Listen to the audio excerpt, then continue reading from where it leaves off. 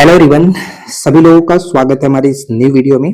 और उम्मीद है कि इससे पहले के मैथ्स के 2 सेट आपने जरूर चेकआउट किया होगा, क्योंकि आज हम बात करने वाले हैं मैथ्स के सेट नंबर 3। और जितने भी प्रश्न हैं वो सभी एक्सपेक्टेड क्वेश्चन हैं। कुछ क्वेश्चन प्रीवियस में पूछे गए, कुछ हमने एक्सपेक्टेड रखा है, क्योंकि बार बार आप लोग एक ही चीज कमेंट कर रहे थे कि क्वेश्चन का लेवल इंक्रीज करो। और मैंने एक चीज आपको बताया था कि जो प्रीवियस में पूछा गया है, जिनको मैथ्स सॉल्व करने आता है उनके लिए तो कोई भी क्वेश्चन करोगे तो उनको बेसिक से चीजें समझ में आ ही जाती है, पता चल ही जाता है। लेकिन जिनका मैथ्स ठीक नहीं है, तो प्रीवियस में क्वेश्चन पूछे गए उनको वो चीज भी लगेगा टफ। तो मैटर ये नहीं करता है कि क्वेश्चन का लेवल हम क्या करा रहे हैं। प्रीवियस ईयर क्वेश्चन आपका डिमांड था, मैं आपके सामने वो रख रहा था, फिर भी आप लोगों का डिमांड ये है कि क्वेश्चन को लेवल इंक्रीज करो। यार मैं कैसे करूं? अब लेवल इंक्रीज करने के लिए मुझे अलग से एक्सपेक्टेड क्वेश्चन लेना पड़ेगा, तो मैं कोशिश करूंगा कि मिक्सअप करके लेकर के चले, ताकि आपको भी कोई दिक्कत ना हो। तो चलिए फिर स्टार्ट करते हैं। तो सबसे पहला प्रश्न आपकी स्क्रीन पर देखिए क्या कह रहा है। प्रश्न ये कह रहा है कि निम्नलिखित में से m के किस मान से समीकरण निकाय इतना और इतना के असंख्य हल होंगे। तो सबसे पहले ये समझना होगा कि असंख्य हल जो है आपने डेफिनेटली पढ़ा है। हम 9th 10th क्लास में जब हम समीकरण ये चीजें पढ़ रहे थे, तो वहां पे असंख्य हल के लिए एक चीज होता है a1 बटे a2 बराबर b1 बटे b2 इक्वल टू c1 बटे c2। ये होता है असंख्य हल के लिए, ठीक है। बस इसी पर हमें पुट करना है। यानी जो समीकरण हमारे पास दिख रहा है, जैसे कि ये a होता है, किसी भी समीकरण को अगर हम देखेंगे यहाँ पे 17x प्लस my दिया गया प्लस 102 है, तो यहाँ पे हमें ये समझना होगा कि ए कौन सा है, बी कौन सा है। बेसिकली चीजें मैं बताता हूँ, जिनका मैथ्स एकदम बेसिक है वो आप समझ लो। ये ए हो गया, ये बी हो गया और ये आपका सी हो जाता है, ठीक है। बस यही चीज यहाँ पर हम पुट करेंगे। सेम इसी तरह से यहाँ पर भी देखने को मिलेगा। तो a1 बटे a2 रखना है, तो a1 का मान 17 है, a2 का मान हो जाता है 23। यहाँ पर मैं 23 रखता हूँ, a2 का मान यहाँ से निकालेंगे। उसी तरह से b1 जो है, b1 आप देखोगे m है, इसमें m रखेंगे, नीचे b2 में 299 हो जाएगा, राइट। और यहाँ पे C1 में आपका 102 और C2 में 128, 102 और 138, ठीक है। यहाँ तक कोई दिक्कत नहीं। अब यहाँ पे देखो, हमें m का वैल्यू निकालना है, या तो आप यहाँ से भी निकाल सकते हो या फिर यहाँ से भी निकाल सकते हो। तो हम पहले देखते हैं, ये वाला आसान लग रहा है क्योंकि कटाने में आसानी रहेगा। तो 17 बटे 23 बराबर m बटे 299। अब देखो, मुझे करना होता डायरेक्ट मैं यहीं पे कर देता, लेकिन मुझे समझाना भी है, इसलिए मैं थोड़ा सा समझाने की कोशिश करते हुए एक स्टेप आगे लेकर के चल रहा हूँ। 23 इसको कटाएंगे, 23 एकम 23, यहाँ पर बचेगा 6 और 23 दिया हो जाता है 69। यानी m का जो वैल्यू निकलेगा वो आपका 17 गुने 13। 17 गुने 13 यहाँ पे आप देख पाएंगे कितना हो जाएगा। 17 गुने 13 करेंगे तो 7 या 21, लास्ट में एक वाला ऑप्शन देखेंगे तो 221 यहाँ पे हमें देखने को मिलेगा। तो सही आंसर ऑप्शन ए हो जाता है, ठीक है। यहाँ पे कोई दिक्कत नहीं। चलिए आगे बढ़ते हैं। अगला प्रश्न, नेक्स्ट प्रश्न भी ठीक उसी तरह से है कि निम्नलिखित में से m के किस मान से समीकरण निकाय इतना और इतना का कोई हल नहीं होगा। कोई हल नहीं होगा, इसका मतलब a1 बटे a2 बराबर b1 बटे b2 not equal to c1 बटे c2। ये होता है जब कोई हल ना हो, ठीक है। यहाँ पे कोई दिक्कत नहीं। अब यहाँ पे फिर से वैल्यू को पुट करेंगे। ये चीज तो समझ में आ गया होगा कि a1 a2 b2 ये जो है वो कौन किसको क्या बोलते हैं। तो अब हम यहाँ पे a1 को डायरेक्ट रखेंगे 18 बटे a2 हो जाएगा 7, फिर b1 में माइनस है तो माइनस रखेंगे b1, और b2 में देखेंगे माइनस m है, फिर not equal to c1 equal to c2, यहाँ पे 13 हो गया और माइनस में 17 हो गया। तो हमें m का वैल्यू निकालना है, तो हम इन दोनों से ही काम चला सकते हैं, कोई दिक्कत नहीं। माइनस से माइनस खत्म हो गया। उसके बाद आप देखो 18 चौका 72, यानी m का वैल्यू निकालोगे तो 7 गुनी के 4 यानी 28 बिल्कुल सही आंसर है, ठीक है। सिंपल सा था। जब आप ये चीज समझ में जाओगे तो यहां से आराम से कर सकते हो, कोई दिक्कत नहीं। बस ये फॉर्मूला याद रखेगा। अगला सवाल क्या कह रहा है कि दो व्यक्तियों की आयु 30 वर्ष का अंतर है। दो व्यक्तियों की आयु में 30 वर्ष का अंतर है। तो मान लेते हैं कि जो ए है वो अगर 1 साल का है, तो बी क्या होगा, x प्लस 30, इससे 30 साल बड़ा है, तो ये कह सकते हैं दोनों में अंतर हो गया 30 साल का। आगे कह रहा है कि 5 वर्ष पहले बड़े व्यक्ति की आयु छोटे व्यक्ति की आयु की 3 गुनी थी। तो चलो 5 वर्ष पहले की बात कर रहा है, 5 साल पहले, यानी नीचे का मतलब पहले है, तो दोनों में 5 साल कम होगा। एज तो दोनों में कम होता है, दोनों में बढ़ता है, तो 5 साल मैंने दोनों में कम किया। राइट, यहां तक कोई दिक्कत नहीं। कह रहा 5 साल पहले बड़े व्यक्ति की आयु छोटे व्यक्ति की आयु की 3 गुना थी, यानी इसकी 3 गुना है। इक्वल करने के लिए हम यहाँ पर 3 से कर देंगे तो इक्वल हो जाएगा। बस इसे सॉल्व करेंगे, 3x माइनस 5 3 15, ये आपका x प्लस 25 हो जाएगा, राइट। x को इधर लाएंगे तो ये हो जाएगा 2x, और माइनस 15 को अगर राइट साइड में भेजेंगे तो 25 प्लस 15 बराबर 40, 40 हो गया, यानी x का वैल्यू देखोगे तो 20 निकल के आ जाएगा, राइट। x का वैल्यू 20। पूछा जा रहा है कि छोटे व्यक्ति की आयु वर्तमान में कितनी है, तो x का मतलब 20 हो गया, और अगर हम x यहाँ पे रखते हैं तो बड़े का 20 50 हो जाएगा। दोनों का अंतर आप देख पाएंगे 30 हो रहा है, पहला कंडीशन फॉलो कर रहा है, यानी हमारा सही आंसर निकल के आ चुका है। छोटे व्यक्ति कौन है इसमें, a है, तो इसका सही आंसर 20, तो सी को टिक कर सकते हैं। समझ में आया, बहुत सिंपल सा था, बस क्वेश्चन को पढ़िए, जो कह रहा है उसे आप अच्छे से फॉलो करोगे तो कर सकते हैं। सिंपल सा प्रश्न देखिए कि दो तरफा यात्रा के दौरान गौरव की औसत आयु, सॉरी औसत आयु नहीं, औसत चाल है, तो औसत चाल बराबर हम जानते हैं क्या होता है। औसत चाल बराबर कुल दूरी, यानी टोटल जो डिस्टेंस होगा, कुल दूरी बटे में कुल टोटल टाइम। चाल बराबर दूरी बटे समय, तो टोटल डिस्टेंस बटे टोटल टाइम। तो अब यहाँ पे देखिए कि कह रहा है कि ये फॉर्मूला तो नॉर्मली होता है, लेकिन अब ये जो प्रश्न है उसको कैसे सॉल्व करते हैं। औसत चाल दिया गया 15 किलोमीटर प्रति घंटा, यदि जाते समय प्रति घंटे 20 किलोमीटर की दूरी तय करता है तो लौटते समय उसकी चाल क्या होगी। जब दूरी समान होता है, क्योंकि हम अगर ए से बी तक जाते हैं, एक चाल से गए और एक चाल से आए, तो इसके लिए फॉर्मूला होता है जब हमारा एवरेज बराबर 2xy बटे में x प्लस वाई, ठीक है, ये एक फॉर्मूला होता है। इसी फॉर्मूले पर हम इस प्रश्न को सॉल्व करेंगे। तो औसत हमारा एवरेज दिया गया था कितना, 15, राइट, 15 2 हो गया। मानते हैं कि जाते समय का जो चाल है वो कितना है, 20 चाल से जा रहा हूं, लेकिन आते समय का चाल हमसे नहीं पूछा जा रहा है, नहीं पता है, तो y का y छोड़ देता हूं। यहाँ पे x का वैल्यू कितना दिया गया, x का वैल्यू मतलब जाते समय का 20 है, प्लस ये हो गया y। अब देखो 5 से घटाएंगे तो 5 3 15, 5 चौका 20, तो कितना हो जाएगा 3 into 20 plus y, right side में हो गया 8y, ये हो गया 60 plus 3y equal to 8y। अब यहाँ पे इसको देखेंगे, 3 को मैं इधर भेज देता हूं, यानी 60 बराबर कितना हो जाएगा 5y, यानी y का वैल्यू 12 25 60, तो 12 निकल के आ जाएगा। उसको लौटते समय जो चाल होगा वो 12 किलोमीटर प्रति घंटे की चाल होगा। क्लियर हो गया, तो इसको हम सॉल्व करेंगे इसी तरह से, और ये आप फॉर्मूला याद रखना, बहुत सिंपल सा बेसिक सा फॉर्मूला है, ये याद रखेगा। अगला सवाल क्या है, नेक्स्ट कह रहा है कि x plus y plus z equal to 11 दिया गया, x y plus z plus z x बराबर 42 दिया गया, तो हमें बताना x square plus y square plus z square का मान क्या होगा। ये बहुत अच्छा सवाल है, क्योंकि इसका एक फॉर्मूला होता है a plus b plus c equal to, मान के चलते हैं कि जो भी हो, ये हमारा जो फॉर्मूला है, इसका फॉर्मूला हम कैसे लगाते हैं, मान के चलो कि p दिया गया, ठीक है। तो हम यहाँ पे क्या करते हैं कि अगर बोथ साइड स्क्वायर करते हैं तो हमारा जो फॉर्मूला निकल के आता है a plus b plus c का होल स्क्वायर बराबर a square plus b square plus c square plus 2ab plus 2bc plus 2ca, ये फॉर्मूला होता है पी स्क्वायर, ठीक है, मतलब पी स्क्वायर जो है वो हो गया। तो हमें बस इसी फॉर्मूला पर यहाँ पे सभी वैल्यू को पुट करना है। तो देखिए चलिए इसको स्टार्ट करते हैं। मान के जो हमारे पास दिया गया x plus y plus z equal to 11, तो मैं क्या करता हूँ, दोनों साइड स्क्वायर कर देता हूँ, राइट, बोथ साइड स्क्वायर करता हूँ, तो ये हो जाएगा एक्स स्क्वायर, फॉर्मूला तोड़ेंगे, x square plus y square plus z square plus 2xy plus 2yz plus 2zx, ठीक है, बराबर में 121 हो जाएगा, 11 का स्क्वायर 121। अब यहाँ पे ध्यान से देखिए, हमें निकालना क्या है, हमें इसका वैल्यू निकालना है। तो हम इसका मान लेते हैं कि इतना का वैल्यू p है, ताकि बार बार लिखना ना पड़े, समय बचाने के लिए 2 कॉमन करेंगे तो 2 कॉमन हो जाएगा, और इंटू में एक्स स्क्वायर मतलब x y plus y z plus z x हो जाएगा। तो इतना का वैल्यू तो 42 दिया गया है, यानी हम यहाँ पर 42 कर सकते हैं, बराबर में 121, यानी p का जो वैल्यू है कितना होगा 121 माइनस 84, और यहाँ पे आप देखेंगे p का वैल्यू निकल के आएगा 37।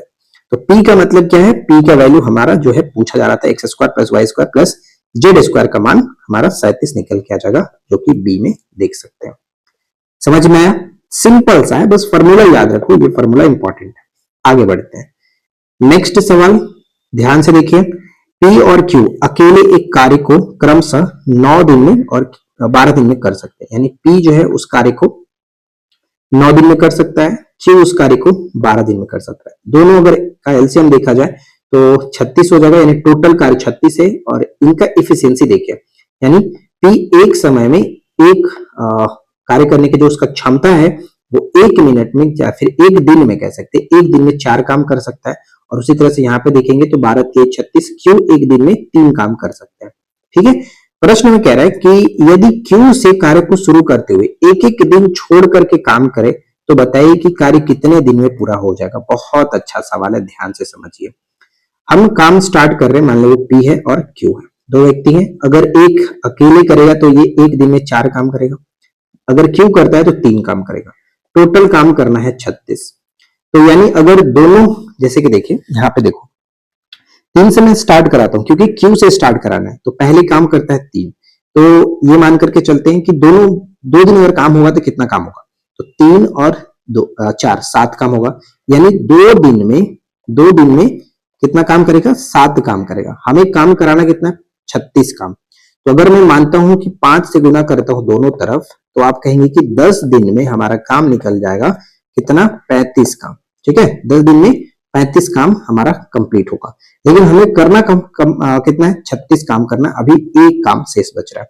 अब काम करेगा कौन, 10 दिन तो हो गया, स्टार्ट हमने किया था क्यू से, तो ध्यान दीजिए 1 2 3 4 5 6 7 8 9 10, यानी 10वां काम खत्म होता है इस पर। अब करेगा कौन, 11वां मतलब जो काम स्टार्ट होगा अगला दिन वो करेगा कौन, क्यू करेगा। तो क्यू का करने की क्षमता कितनी है कि क्यू द्वारा एक दिन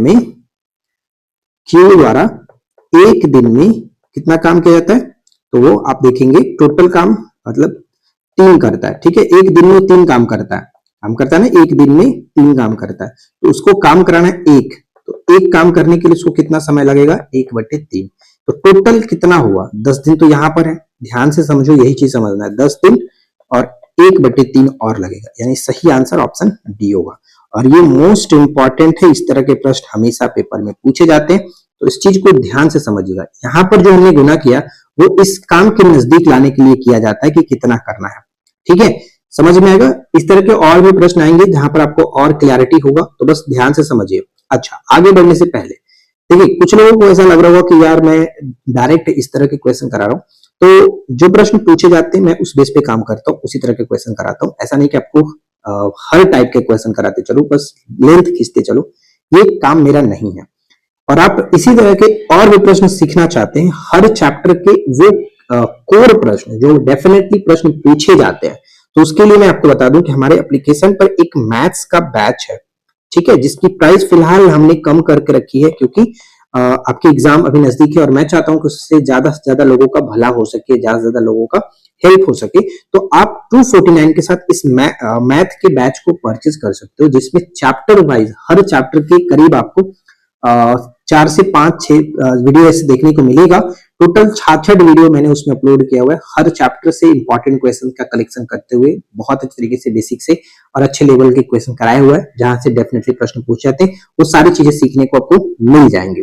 तो आप जाइए और एप्लीकेशन पर 249 वाला बैच ज्वाइन कर सकते हो। और इस बैच की जो प्राइस 249 है, फिलहाल अभी 2 दिन के लिए कम की गई है। मंडे से वापस से इस बैच की प्राइस जो कि बढ़ करके 399 हो जाएगी, तो हो सकता है आपको फिर बाद में प्रॉब्लम हो। तो अगर आप ज्वाइन करना चाहते हो तो फटाफट जाकर के ज्वाइन कर सकते हो। ठीक इसी तरह से अगर बिहार एसआई का अगर आपको बैच लेना है, बिहार एसआई मेंस वाला, जिसमें स्टडी मटेरियल्स पूरा हमारा नोट्स वगैरह सब कुछ हो, तो उसकी प्राइस फिलहाल 199 है। आप उस बैच को जाकर के जीके जीएस स्टडी मटेरियल पूरा ले सकते हो, वो भी उस पर एप्लीकेशन पर ऑफर चल रहा है। राइट, अब आगे बढ़ते हैं अगले प्रश्न पर। नेक्स्ट सवाल कह रहा है कि यदि समीकरण A X square plus X plus B के मूल बराबर है, तो बताइए निम्नलिखित में से कौन सा सत्य होगा। हमारे पास इक्वेशन दिया गया A X plus B equal to 0। जब समीकरण के मूल बराबर होते हैं तो वहां पे हमारा पास एक होता है b square minus 4ac equal to 0। ये हमारा एक होता है जब मूल बराबर हो। मूल बराबर के कंडीशन में हम ये फॉर्मूला को यूज करते हैं, बी स्क्वायर बराबर 4ac। अब बस वैल्यू को पुट करते हैं। देखो वैल्यू को पुट करेंगे, इसमें ए हो गया, बी यहाँ पे 1 है और सी ये है, ठीक है, समझ में आ रहा? तो देखो बी स्क्वायर की जगह पर 1 का स्क्वायर हो जाएगा, माइनस के जगह पर हम 4ac लिख देते हैं बराबर करके 4a का मतलब a हो गया, c का मतलब कितना है b है, तो यहाँ पे क्या हो जाएगा 1 बराबर 4ac 4ab, ठीक है। अब हम अकॉर्डिंग टू ऑप्शन देखेंगे तो यहाँ पे हम कह सकते हैं कि ab का जो वैल्यू है वो 1/4 के बराबर होगा। ऑप्शन मिलाकर के देखो क्या कोई ऐसा ऑप्शन है जो मिल रहा है, तो बिल्कुल सही ऑप्शन सी मिल रहा है, ab बराबर 1/4। तो सबसे इंपॉर्टेंट यहाँ पर क्या था, क्वेश्चन का सोल्यूशन तो बहुत छोटा सा है, लेकिन समझना हमें ये है कि जब मूल बराबर हो तो हमें ये फॉर्मूला लगाना पड़ेगा, राइट, फॉर्मूला इंपॉर्टेंट हो जाता है। D square minus 4ac equal to 0, ये आप लगाएंगे जब मूल बराबर होगा। चलो आगे बढ़ते हैं। अगला प्रश्न है कि एक वर्ष पूर्व साकेत और तिलक की आयु का क्रमशः अनुपात इतना था। अगर कल वाला वीडियो आपने देखा होगा पार्ट 2, उसमें मैंने आपको एज प्रॉब्लम से 2 प्रश्न सॉल्व कराए थे, जिस पर आज फिर हम उसी तरह से डिस्कस करेंगे। तो एक तरफ साकेत है और एक तरफ तिलक है, तो ध्यान दीजिएगा, एक वर्ष पूर्व कह रहा है तो मैं क्या करता हूं, एक वर्ष नीचे चला गया, यानी एक वर्ष पीछे। इनकी आयु क्रम से कितनी थी, 5:6 के अनुपात में, ठीक है। आगे कह रहा है कि 4 वर्ष बाद, 4 वर्ष बाद जो है, बाद आगे मतलब ऊपर कर दिया, इनके अनुपात 6:7 होता है। तो सबसे पहला काम हमें क्या करना होता है कि दोनों रेशियो को इक्वल करना, पहले देखेंगे इक्वल है कि नहीं। इसमें 5 और 6 है, यानी अंतर 1 हो रहा है, नीचे 6 और 7 है, इसका भी अंतर 1 हो रहा है, मतलब रेशियो इक्वल है, हमें कोई छेड़छाड़ नहीं करना है, राइट। अब यहाँ पे देखेंगे कितना इकाई का अंतर हो रहा है, यहाँ पे देखेंगे 5 से लेकर के 6 तक, यानी 1 यूनिट का अंतर हो रहा है, 1 यूनिट, ये अंतर हो रहा है यूनिट में, और ये कितना का अंतर हो रहा है, साल में। 1 साल पहले था, 4 साल बाद है, यानी कितना टोटल हो गया, 5 साल। समझ में आ रहा है कैसे? अब देखो ये प्रेजेंट है, मान के चलो PRESENT प्रेजेंट है, और ये प्रेजेंट है, और ये मैं लाइन बनाता हूं, 1 वर्ष पहले कह रहा हूं, 1 वर्ष पहले मतलब प्रेजेंट से 1 वर्ष पहले यहाँ पर है, और प्रेजेंट से 4 वर्ष बाद यहाँ पर है 4 साल। तो टोटल हमें यहाँ पर आने के लिए कितना करना पड़ेगा, 1 साल यहाँ आएंगे, फिर उसके बाद यहाँ आएंगे, यानी टोटल 5 साल तो लगेगा ना, इसलिए 1 यूनिट बराबर 5 साल का अंतर है। प्रश्न पूछा है कि साकेत की वर्तमान आयु बताइए, तो कुछ करना ही नहीं है, साकेत यहाँ पे देखो 5 है, तो 5 25 25 हो गया, सही आंसर। और इसी तरह का प्रश्न मैंने आपको कल बताया था, इससे थोड़ा सा कॉम्प्लिकेटेड ही था, जो कि अगर आपने समझा होगा तो ये तो आपको बहुत आसान तरीके से समझ गए होंगे और कर चुके होंगे। अगला सवाल देखिए क्या है। नेक्स्ट प्रश्न हमारा कह रहा है कि इनमें से कौन सा द्विघात समीकरण है। तो सबसे पहले ये समझना होगा कि द्विघात समीकरण का हमारा जो होता है वो क्या होता है, ax² plus bx plus c, इस रूप में अगर रहेगा कोई समीकरण तो वो कहेंगे कि द्विघात समीकरण है, ठीक है। द्विघात मतलब ऊपर में 2 का पावर है, उसे कहते हैं द्विघात। अब देखते हैं कि कौन सही तरीके से बन सकता है। तो जनरली आप देखेंगे कि ax² होना चाहिए, तो आप नॉर्मली आप देख पाएंगे कि यहाँ पर हमें दिख रहा है ऑप्शन बी में, लेकिन प्रॉपर इस फॉर्मेट में लाने के लिए क्या ये सही हो रहा है कि नहीं हो रहा है, पहले हम बी को चेक करते हैं। x minus 4x² plus 5 plus √3x plus 8 equal to 0, इस फॉर्मेट में आना चाहिए, ठीक है। अब देखो सबसे पहले कितना होना चाहिए, x² होना चाहिए, तो -4x² हमने कर दिया, उसके बाद x होना चाहिए, तो पहले x को मैंने यहाँ पे लिखा प्लस 3x किया, और 8 5 13 बराबर 0, लगभग लगभग यहाँ पर आ रहा है इस फॉर्मेट में।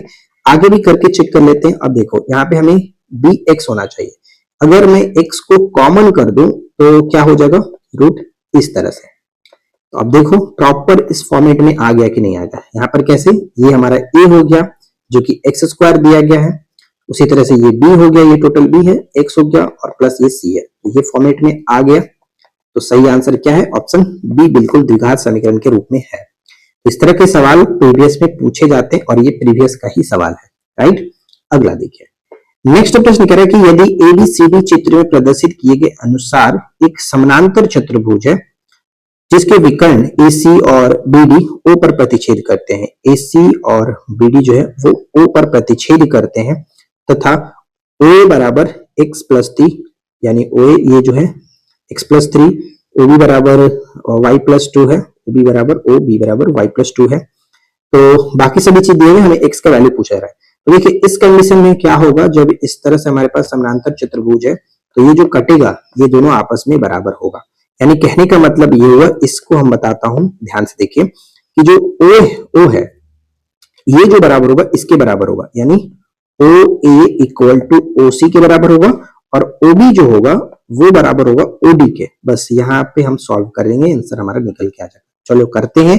सबसे पहले इसे करते हैं ओबी और देखो ओबी का वैल्यू कितना है, ओबी इक्वल टू ओडी अगर रखते हैं हम लोग तो कितना होगा, ओबी बराबर y+2 और ओडी का वैल्यू 3y है, यानी y का वैल्यू यहाँ पे आप देखोगे तो टोटल कितना हो जाएगा, ये देखो 2y बराबर 2, यानी y का वैल्यू 1 निकल के आ रहा है, y का वैल्यू 1 है। अब हम इसको सॉल्व करते हैं तो ओ ए इक्वल टू ओ सी अगर रखते हैं तो ओ ए कितना है, x+3 है, और ओ सी कितना है, ओ सी कितना है, तो ये आपका 2x+y है। तो y का वैल्यू तो हमने एक निकाल लिया है, तो x+3 + 2x + y का वैल्यू 1 रख देते हैं। अब इसको सॉल्व करेंगे तो कितना निकल के आएगा, x को मैं इधर कर देता हूं और एक को इधर भेज देता हूं, यानी 2 = x हो जाएगा। ठीक है, 2 = x हो जाएगा, यानी x का वैल्यू 2 और y का वैल्यू 1। तो हमसे पूछा गया कि x का वैल्यू बताइए, तो x का वैल्यू 2 हो जाता है। सही आंसर ऑप्शन डी। सिंपल सा है, बस ये याद रखना कि जब भी विकर्ण होगा, समानांतर चतुर्भुज का विकर्ण एक दूसरे के जब प्रतिच्छेद करेगा तो दोनों आपस में एक दूसरे के बराबर होगा। राइट, चलो नेक्स्ट सवाल पे आते हैं। अगला प्रश्न कह रहा है कि x और y सोने और प्लैटिनम के दो मिश्रण दिए गए हैं। एक तरफ x है, एक तरफ y है, एक तरफ गोल्ड और प्लैटिनम का मिश्रण है, दूसरी तरफ भी गोल्ड और प्लैटिनम का मिश्रण है। पहले इन दोनों धातुओं को क्रमशः इतना और इतना के अनुपात में मिलाकर के तैयार की गई है। हम इन मिश्र धातुओं को समान मात्राओं को पिघला करके एक तीसरी मिश्र धातु जेड के रूप में बनाना है। तो बताइए कि जेड में सोने और प्लैटिनम की मात्रा कितना कितना अनुपात होगा। तो देखिए गोल्ड और प्लैटिनम पहले में कितना है, 5:2, और यहाँ पर कितना है, 5:7। अब यहाँ पर क्या करते हैं, सबसे पहले हम इक्वल करने की कोशिश करते हैं। 5 और 2 7, तो यहाँ पे 7 से गुना कर दो। 5 और 7 12 है, तो यहाँ पर 12 से गुना कर लो। तो 12 25 60 और 12 दूनी की 24, यहाँ पे 7 25 35, 7 7 49। ये गोल्ड यहाँ पर भी है, गोल्ड यहाँ पर भी है। इन दोनों गोल्ड को जोड़ करके एक अनुपात बनाते हैं, 5 और 95 होगा। और ये दोनों प्लैटिनम, इन दोनों प्लैटिनम को जोड़ लो, यानी 24 और 49 को जोड़ोगे तो 9 4 13 और 7, यानी टोटल हमारा नया जो प्लैटिनम और गोल्ड का रेशियो होगा वो 95:73। Correct answer option c. ठीक है, सिंपल सा। सबसे पहले इक्वल करते हैं हम लोग रेशियो में, इसका रेशियो उधर गुना करो, उसका रेशियो इधर गुना करो, बस यही करना होता है। आगे देखते हैं। नेक्स्ट है कि श्रीनिवास ने अभी हाल ही में अपने से 4 वर्ष छोटी लड़की से शादी किया। तो मानते हैं श्रीनिवास की जो आयु है वो x है, और जिससे शादी हुई, मानते हैं जो गर्ल है जिससे शादी उनकी हुई वो उनसे 4 वर्ष छोटी है। राइट, इस तरह से मान लेते हैं।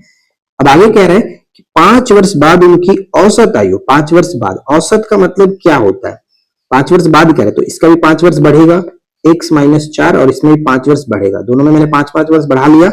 अब औसत कह रहे तो दोनों का औसत 2 हो गया। औसत आयु कितना हो जाए, 33 हो रहा है, तो ये 33 हो गया। राइट, सिंपल सा समझे। सबसे इसमें गलती क्या होता है, एज प्रॉब्लम में जितना भी एज बढ़ाने या घटाने कह रहा है, यानी बाद कहता है और पहले कहता है, तो वो घटाना बढ़ाना ध्यान रखना होता है। अब यहाँ पे कह रहा है कि 5 वर्ष बाद, तो दोनों की आयु 5 वर्ष बढ़ेगी। तो मैंने श्रीनिवास की भी 5 वर्ष बढ़ाया, और इनकी लड़की जो थी, लड़की का भी 5 वर्ष मैंने बढ़ा दिया। राइट, समझ में आया। अब देखो x प्लस हो कितना जाएगा, इसको सॉल्व करते हैं। तो x और x 2x हो गया, प्लस ये आपका 6 हो जाता है, क्योंकि ये तो दोनों तो 1 हो जाएगा, 5 1 + 6 बटे 2 बराबर 33। ठीक है, यहां तक कोई दिक्कत नहीं। अब 2x बराबर 6 इक्वल टू कितना हो जाएगा, 66, और 2x बराबर 6 उधर घट जाएगा 60, यानी x का वैल्यू निकल के आएगा 30। x कौन थे, तो x श्रीनिवास 30 साल के, अपने से 4 साल छोटे लड़की से शादी उन्होंने किया है। लड़की की आयु कितनी होगी, 26। प्रश्न में क्या पूछा गया कि लड़की की वर्तमान आयु बताइए, तो वर्तमान आयु लड़की की हो गया 26। अब यहाँ पर कुछ भी पूछा जा सकता था कि श्रीनिवास का 5 साल बाद आयु कितना हुआ, तो हम यहाँ पर 5 जोड़ करके बता देते, 35 हो जाता, ये फिर हो जाता। लड़की का पूछा था कि 4 वर्ष बाद बताइए, या फिर लड़की का 5 साल बाद कितना आयु होगा, तो फिर 5 साल बाद लड़की का अगर पूछता तो ये 31 हो जाता। तो जैसे भी पूछा जाए वो हम टिक करेंगे क्वेश्चन को पढ़ करके। राइट, समझ में आ गया। तो फटाफट वीडियो को एक लाइक जरूर करके जाना। और आज की इस वीडियो का लाइक का जो टारगेट रखते हैं हम लोग, 199 लाइक का टारगेट रखते हैं। कल हमारा टारगेट बिल्कुल भी पूरा नहीं हुआ, जो मुझे अच्छा नहीं लगा। तो जितना आप लोग डिमांड करते हो उस पर खरा भी उतरो। नेक्स्ट क्या है कि विक्रय मूल्य पर 10% की हानि लागत मूल्य पर कितने प्रतिशत की हानि है। अच्छा, इसके लिए एक छोटा सा ट्रिक होता है, उस ट्रिक को भी हम यहाँ पे बात कर लेते हैं। जब भी इस तरह का प्रश्न है कि अगर एसपी पर हानि प्रतिशत हो, हानि प्रतिशत हो, तो मार्केट प्राइस पर जो हानि प्रतिशत होगा, हानि परसेंट होगा, उसके लिए फॉर्मूला क्या होता है, तो ध्यान दीजिएगा। उसके लिए फॉर्मूला होता है जितना का हानि ऊपर में दिखा रहा है, ठीक है, हानि, और नीचे में हम क्या करते हैं, हानि प्लस 100, ठीक है, ये बस हम यहाँ पे करेंगे। हानि परसेंट, ये बिल्कुल सही होगा, इतना हम फॉर्मूला को रखेंगे। तो अब देखो ऊपर में मेरा कितना हुआ, हानि कितना हुआ 10, नीचे में हानि 10 प्लस 100 यानी 110, और ये परसेंटेज हम करते हैं प्रतिशत के लिए, प्रतिशत हम यहाँ पे कर देंगे। अब इसे सॉल्व करेंगे, ये टोटल गया ऊपर में 100, 100/11 यानी इसका मतलब हो गया 9 सही 1/11। तो राइट आंसर कितना हो जाएगा, ऑप्शन ए। ये फॉर्मूला याद रखिएगा, इंपॉर्टेंट होगा। क्लियर है, आगे बढ़े, चलो नेक्स्ट कह रहा है कि एक परीक्षा में प्रत्येक उम्मीदवार हिंदी अथवा इतिहास अथवा दोनों लेता है। 66% कितना हिंदी लेते हैं और 59 इतिहास लेते हैं। कुल उम्मीदवारों की संख्या 3000 थी। तो बताइए कि उम्मीदवारों ने हिंदी और इतिहास दोनों लिए हैं, कितने उम्मीदवार जो है दोनों लिए हैं। तो सबसे पहले 66% और प्लस 59%, ये दोनों लेने वाले कितने हो गए, मतलब हिंदी और इतिहास लेते हैं, तो ये टोटल कितने हैं, तो हो जाते हैं 125%। अब हम यहाँ पे कहते हैं कि दोनों लेने वाले, दोनों विषय, ठीक है, दोनों विषय लेने वालों की संख्या कितनी है। ध्यान से हम यहाँ पे क्या करेंगे, मान लीजिए टोटल तो 100% रहता है, तो 125 में से कितने ऐसे हैं जो दोनों विषय लिए हैं, यानी 25% जो है वो दोनों लिए हैं, राइट, दोनों लिए हैं। तो कुल उम्मीदवारों की संख्या 3000 थी, तो कितने उम्मीदवार जो है इन्होंने लिया है, तो 25% दोनों उम्मीदवार लिए हैं, तो 3000 का तो दोनों लिए होंगे ना, 3000 का 25% यानी ये कट गया, 25 दिया 75 यानी 10, 750 लड़के ऐसे होंगे जिन्होंने हिंदी और इतिहास दोनों विषय लिए होंगे, राइट। तो सबसे पहले हमने यहाँ पर देखा कि हिंदी 66% लिए थे और 59% लिए थे जो कि हिस्ट्री, तो दोनों वाला कितना हो गया 125। अब यहाँ पर कि दोनों विषय एक साथ लेने वाले कैंडिडेट्स कितने हैं, तो 25%, 125 में से 100 हमने निकाल दिया, तो 25% सिर्फ और सिर्फ ऐसे कैंडिडेट है जिन्होंने दोनों विषय को लिया। अब ये था सिर्फ, ये तो एक हिंदी लेने वाले थे और एक हिस्ट्री लेने वाले थे, राइट, तो ये निकल के आ गया 25% दोनों विषय लेने वाले, तो दोनों विषय पूछा जा रहा था कि टोटल 3000 है, उसमें से दोनों कितने हैं, तो 750 करेक्ट होगा। बीपीएससी 364 एग्जाम में पूछा गया। अभी आप फिलहाल धीरे धीरे क्वेश्चन को समझिए, जब आप 10-15 सेट लगा लेंगे तो आपको कहीं ना कहीं एक मैथ्स का बेसिक कॉन्सेप्ट समझ में आ जाएगा कि कैसे सॉल्व करना है, फिर आप आराम से कर पाओगे। नेक्स्ट कह रहा है कि एक चोर ने एक पुलिसकर्मी को 300 मीटर की दूरी से देख करके 12 किलोमीटर प्रति घंटे की चाल से दौड़ना शुरू कर दिया। तो मान के चलो कि चोर यहां पर खड़ा था ए पॉइंट पर और पुलिस यहां पर था, पुलिस पॉइंट बी पर खड़ा था। तो चोर ने जब देखा कि पुलिस यहां पर है और इन दोनों के बीच का डिस्टेंस कितना था, तो 300 मीटर का डिस्टेंस था। 300 मीटर की दूरी से देखा, जब इसने देखा तो स्टार्ट कर दिया भागना कि अरे भाई पुलिस आ रहा है भागो, 12 किलोमीटर प्रति घंटे की चाल से भागना स्टार्ट किया। तो फिर पुलिस भी क्या करता है कि उसी के पीछे अपने चाल 13 किलोमीटर प्रति घंटे की चाल से भागना स्टार्ट करता है। तो डेफिनेटली कभी ना कभी तो पकड़ ही लेगा, क्योंकि इससे चाल इसका स्पीड है, ठीक है। अब यहाँ पे ध्यान से पूछा जा रहा है कि चोर को पकड़ लिया, तो बताइए कि चोर द्वारा तय किया गया दूरी कितना था। तो सबसे पहले हम यहाँ पर ये समझेंगे कि चोर को पुलिस ने कितने समय बाद पकड़ लिया। जब समय निकल जाएगा तो चोर का चाल दिया गया है, तो दूरी निकाल ही सकते हैं कितना भागा होगा, राइट। तो हम यहाँ पे समय निकालते हैं कि चोर ने मतलब पुलिस ने चोर को कब पकड़ा, कितने समय बाद पकड़ा। तो ये बेसिक जो कॉन्सेप्ट है वो सिंपल सा ट्रेन में भी ये यूज होता है, ट्रेन वाला कॉन्सेप्ट भी यूज होता है। जब दोनों एक ही दिशा में भाग रहे हैं, तो हमने कल आपको बताया था ट्रेन वाले कॉन्सेप्ट में कि माइनस लगेगा, दोनों चाल का सापेक्ष चाल माइनस में हो जाएगा। तो डिस्टेंस उनके बीच का कितना है 300 मीटर और चाल कितना है 12 किलोमीटर प्रति घंटा। तो यानी दोनों का चाल अगर घटाएंगे तो कितना एक होगा, और एक है तो यानी मीटर पर सेकंड में चेंज करना होगा, मीटर पर सेकंड। किलोमीटर पर घंटा को मीटर पर सेकंड में चेंज करने के लिए 5/18 से भाग देंगे, तो 18 को मैं ऊपर लिख देता हूँ, राइट। यहाँ तो कोई दिक्कत नहीं। अब ये देखो 6×5 = 30 हो गया, यानी टोटल कितना सेकंड, 1080 सेकंड हो जाता है। इतना सेकंड में चोर जो है, चोर को पुलिस पकड़ लेगा।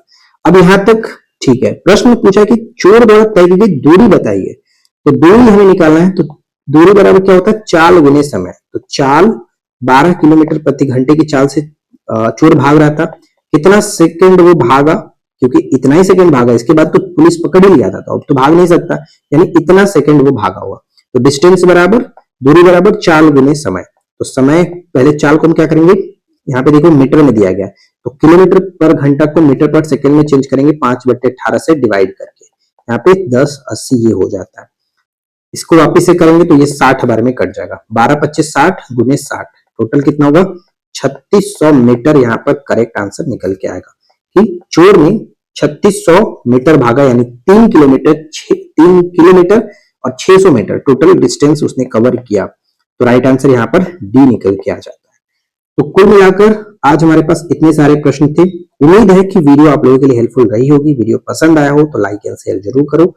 चैनल पे पहली बार है तो सब्सक्राइब कर लीजिएगा। और जैसा कि मैंने आपको बताया कि आप मैथ्स को और अच्छे तरीके से बेसिक से लेकर के अच्छे लेवल तक के क्वेश्चन को सीखना चाहते हो, तो आप हमारे मैथ्स की क्लास को जाकर के ज्वाइन कर सकते हो, जिसकी प्राइस फिलहाल 249 है। रिकॉर्डेड क्लास है, लेकिन ऐसा कभी भी नहीं आपको लगेगा कि वो रिकॉर्डेड क्लास है। मैं आपको बारीकी से समझाऊं, बहुत अच्छे तरीके से समझाऊं, बोर्ड पर पढ़ा करके समझाऊं, ठीक है। तो आप जाकर के 249 के साथ ज्वाइन कर लो, क्योंकि मंडे के बाद इसका प्राइस 399 हो जाएगा। और उसी तरह से बिहार एसआई का जो पूरा बैच है मेंस वाला, वो 199 के साथ मिल रहा है। तो आप जिसमें कंफर्टेबल है, जो बैच आप लेना चाहते हैं जाकर के ले सकते हो। तो बस इस वीडियो में इतना फ्रेंड्स, मिलते हैं नेक्स्ट क्लास में। Thanks for watching.